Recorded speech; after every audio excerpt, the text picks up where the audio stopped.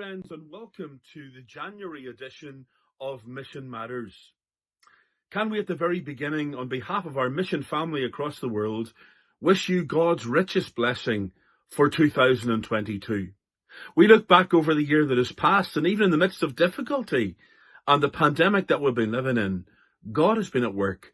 And we thank the Lord for souls that have been reached with the gospel, souls that have been saved, new churches that have been established. And we thank God for all that he has done, for his protection, for his provision for the workers and for the work. We're so thankful for that. Thank you for the part that you play in praying for the work and standing with us in the work. And tonight for Mission Matters, we want to let you see the video of Matt Henry interviewing his mum and dad just a number of weeks ago. This video was actually made for the Killyhevlin autumn break, but we want to share it with you because so many people haven't heard it and haven't seen it.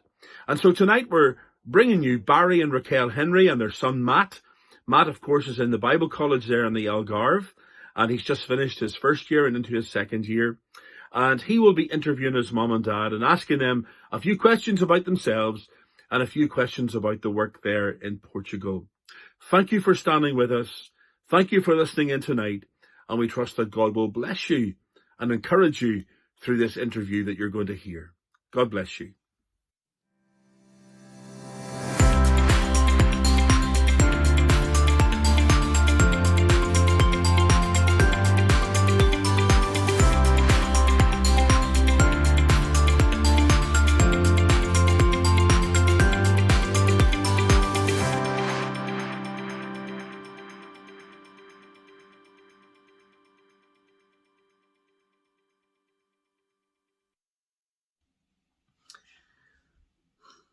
Hello everyone, hope you are enjoying yourselves at the Killyhevlin. For those of you who don't know me, I'm Matt Henry. I'm the eldest son of Barry and Raquel Henry, the eldest of the three children.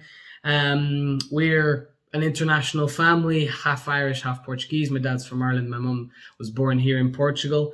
And we're going to do this little interview talking to my parents, Barry and Raquel, about the work that has been going on in the International Church of the Algarve. We're going to be focusing on the building of the national part of the church, the work within the nationals and the Portuguese.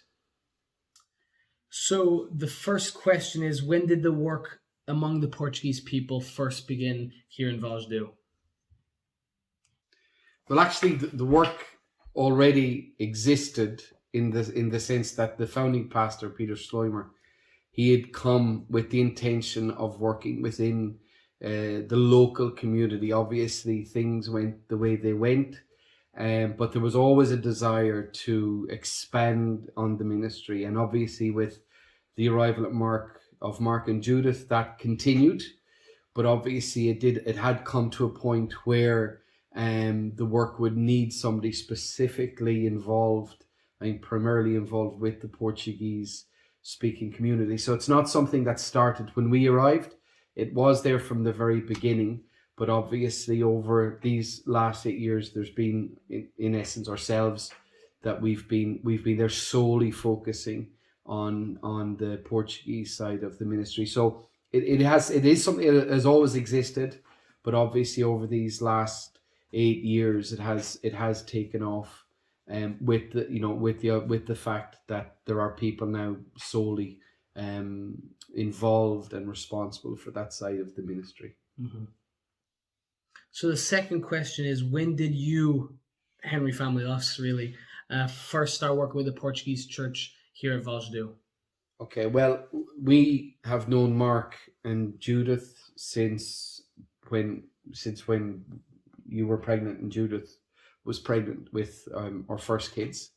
We met them at I think it was one of these day outings amongst local churches, and we'd already been at some of the Camp Sunshine summer camps, and you guys as well remember that. Mm-hmm. And obviously as the work grew and Mark realized that they needed somebody to be able to take on the role of pastor within the Portuguese speaking community, then we started talking.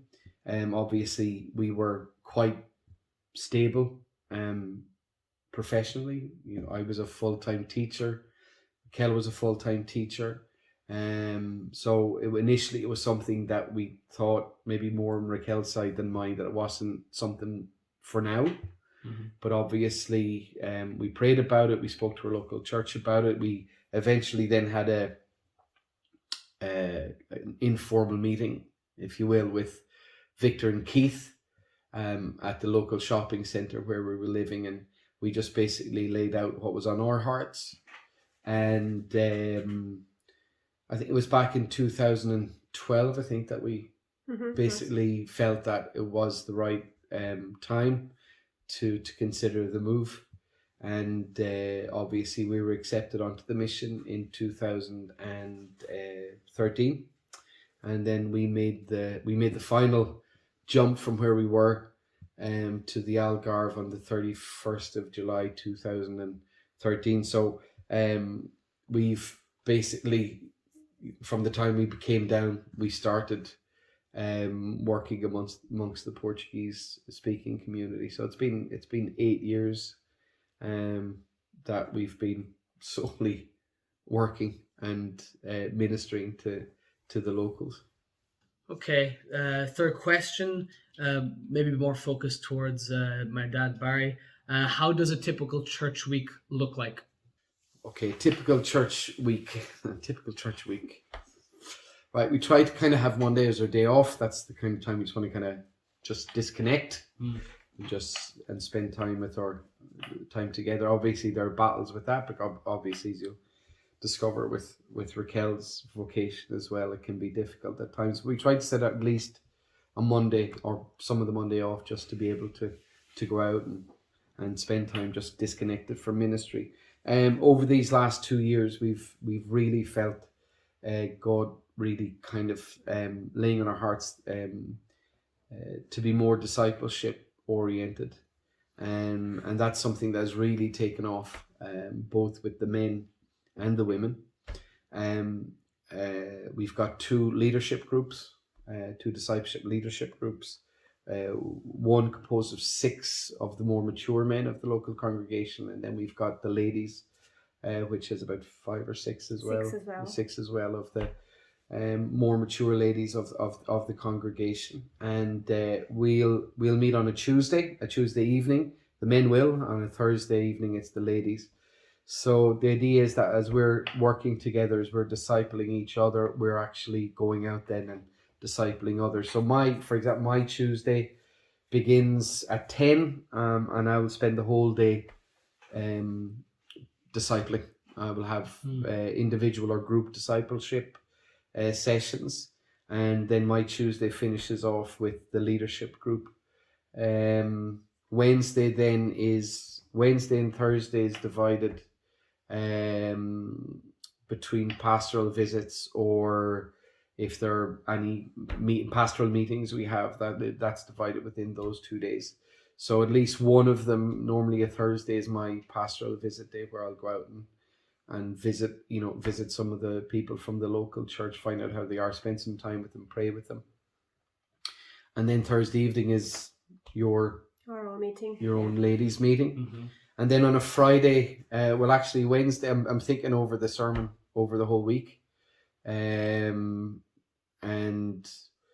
I consider myself an expository preacher, so I will try to kind of begin a book and end a book, so which helps as well when it comes to the preparation. So I'm thinking about the sermon the whole week, and then maybe from a Thursday afternoon all through Friday, I'll write down my sermon, edit it, and have it, hope God willing, have the final editing done by Saturday morning. And then on a Friday evening, we've got our prayer group, which is a time of reflection and prayer. So a kind of generic week normally looks like that: Monday off, Tuesday and Thursday discipleships or pastoral visiting, some Wednesdays and Fridays, and the whole of Friday for sermon prep, and then any other kind of emergency meetings or pastoral meetings that happen. And some of you are also involved with the worship. Yes, and then of course we've got worship practice on a Friday. We're both involved in the morning service and the afternoon service in regards to worship. So that kind of that fills our week up. And then Saturday normally is the day where we're just kind of together as a family, as you know yourself. Awesome. Fourth question. What did you guys find to be one of the biggest challenges when you first started working with the Portuguese church? Well, I suppose if you move from one church to another, you automatically think it's going to be the same, that the people are going to be the same. And we found out very quickly that there's a big difference between the people from the north, the people from the centre of Portugal, and the people from the south, even within, and I'm sure it's the same in every country. So we found, obviously, that we needed the time for them to get to know us, as well as for us to get to know them. And there's always that trust issue. Obviously, we came down. Raquel is Portuguese. I'm a Portuguese citizen, but at the same time, I arrived down, and I'm an Irishman. So it was a challenge, maybe just at the beginning, to establish trust. That we were there for the benefit of the local church. We were there for the growth of the local church. We were there for them. We didn't want them to feel in any way, shape, or form this was kind of some short-term mission, where we were only going to stay for a short while and then go. So that was a challenge unto itself. And then obviously, with the passing of time, we started to get an influx of Brazilians.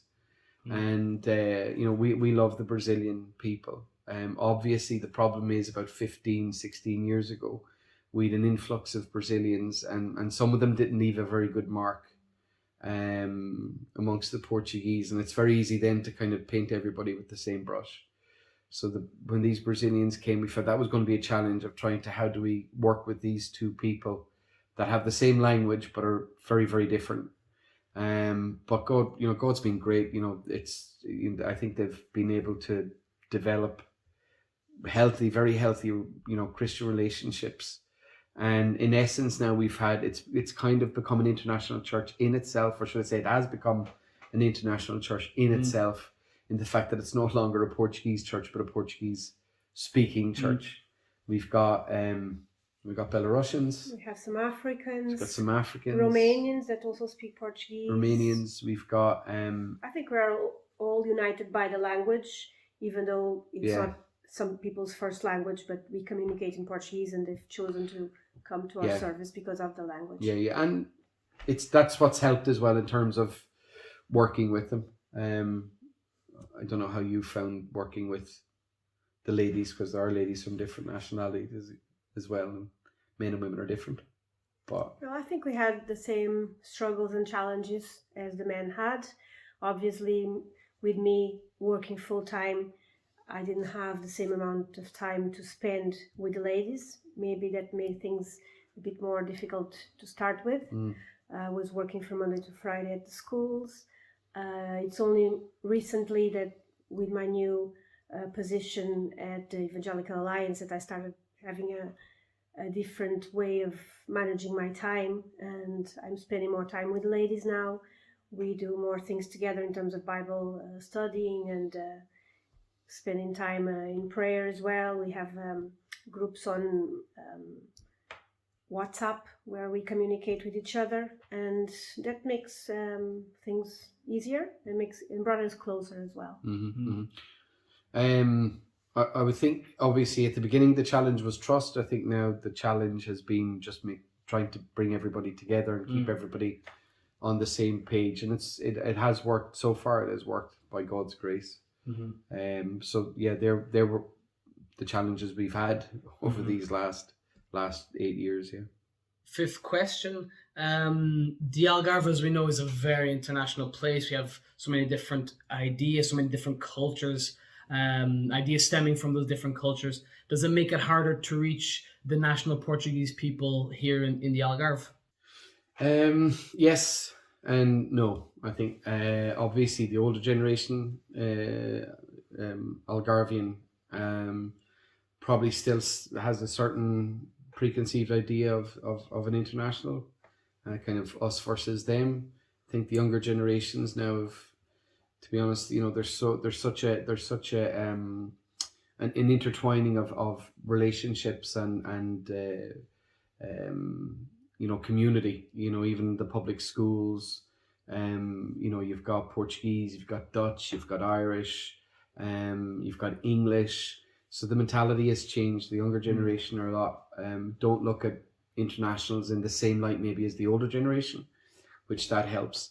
And obviously, as you have an international church in the sense that you've got people from different cultures, obviously that kind of breaks down a lot of barriers as well, I think. Yeah. So barrier, Dad, really.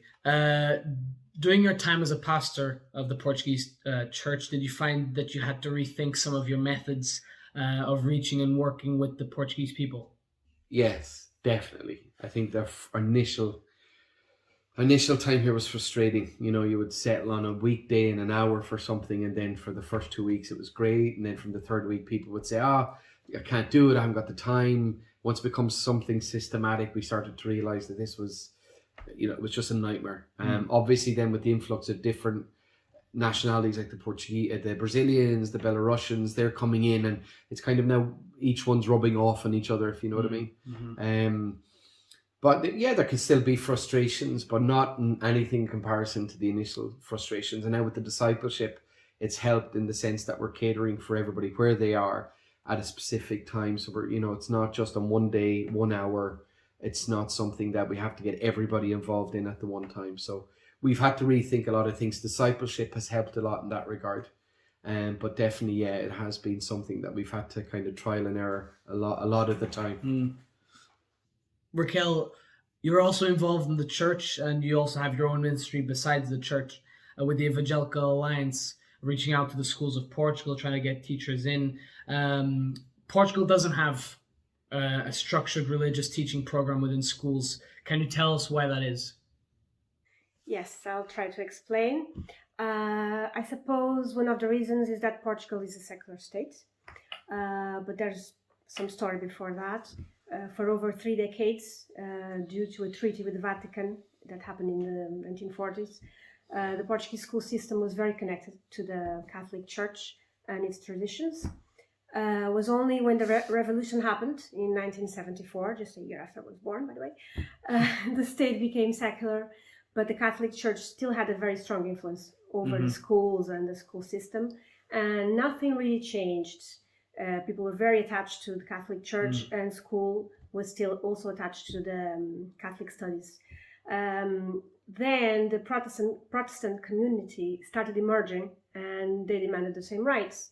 So after years and years of meetings with the government, led by a group of Presbyterians, Methodists, Baptists, and also empowered by the law of religious freedom, a commission was created, and finally, in 2001, the government finally allowed evangelical religious studies to start being taught at schools as an optional subject. That's how it started. Okay.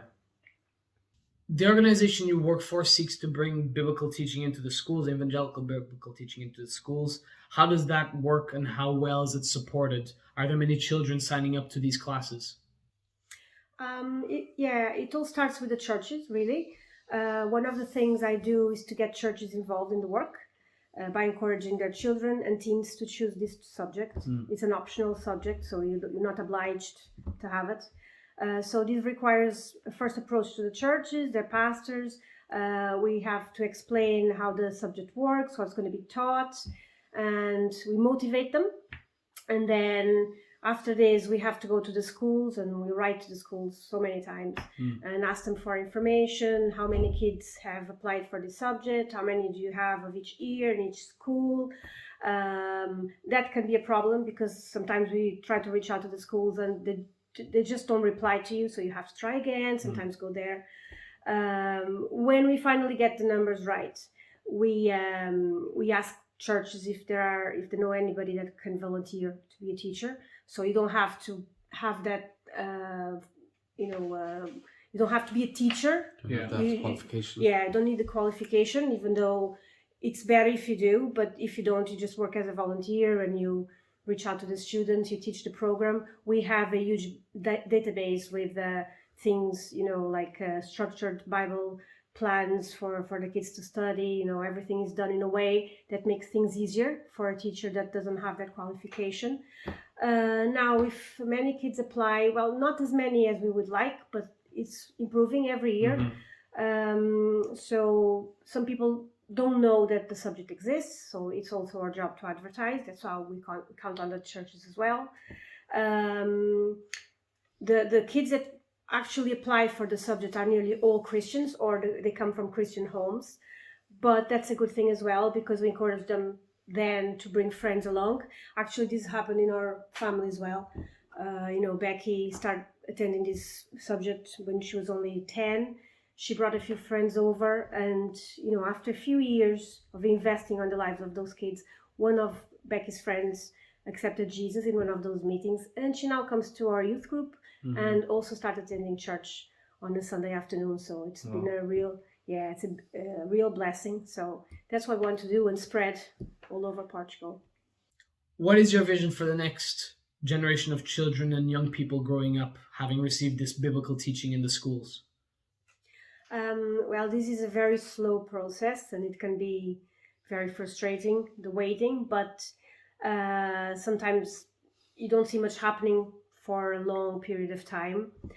But if you look back, and this subject is already 30 years old, if you look back and you see so many things happening over the past 30 years, and even recently we had the 30th anniversary of this subject, and we had a big ceremony in Lisbon, and we brought along people that had been students that chose this subject about 30 years ago, and how they were impacted by it. It's so encouraging and motivating, and just makes us feel like we want to do more and more for this subject to thrive in the country. So it's there are more than enough reasons to keep working in order to make this project grow and touch more lives. So that's how we count on you as well, to keep praying for this ministry and to support us in prayer, really.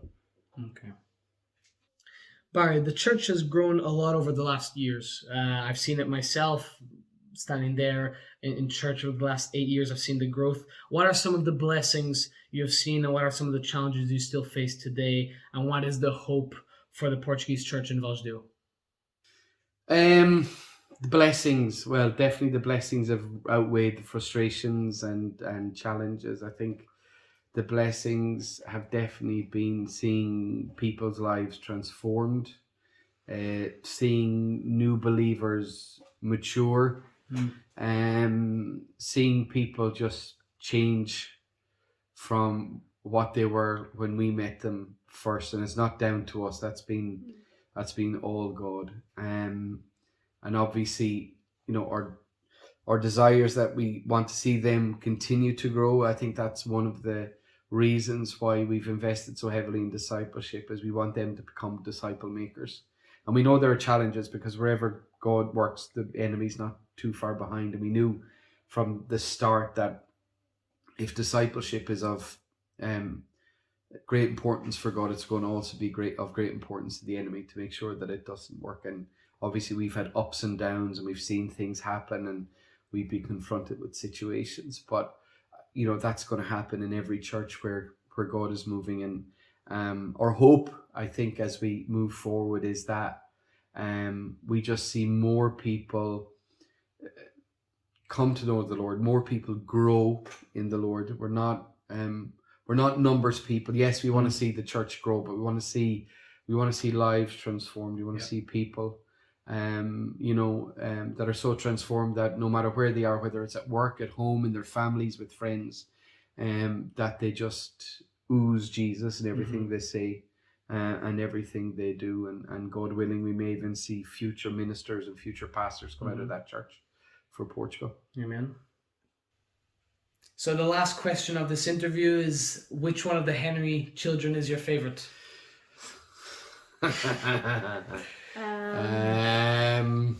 Really. Everybody's dying to know. Okay, do I break a commandment?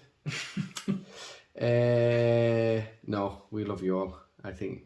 No, they're all different. All different. None of you are perfect, but you've all got your own quirky little personality that helps the Henrys be the Henrys. So Yep. we love you all. There's no favorite. So I'm the favorite, is what you're trying to say. Okay. Depends on the day. That's the interview over. Thank you so much for taking time out to answer these questions and to film this. And I want to thank the people as well, you guys there at Killyhevlin. I want to thank you for watching, and I hope you enjoy the rest of a good time. God bless.